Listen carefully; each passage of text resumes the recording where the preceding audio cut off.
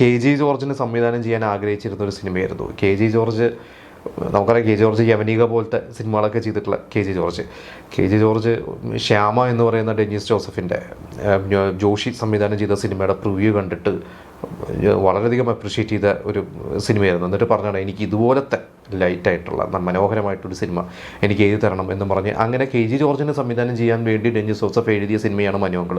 പക്ഷേ പല കാരണങ്ങളുണ്ട്, സിനിമ ഡിലേ ആയിപ്പോയി. പിന്നെ പെട്ടെന്ന് പ്രൊഡ്യൂസർ വന്ന് അവർക്ക് പെട്ടെന്നൊരു സിനിമ ഡെന്നിസ് ജോസഫ് ചെയ്യണം എന്ന് പറഞ്ഞു കഴിഞ്ഞപ്പോഴാണ് മനുമക്കൾ വീണ്ടും പൊടിയൊട്ടിയെടുത്ത് ആ സിനിമ ചെയ്തത്.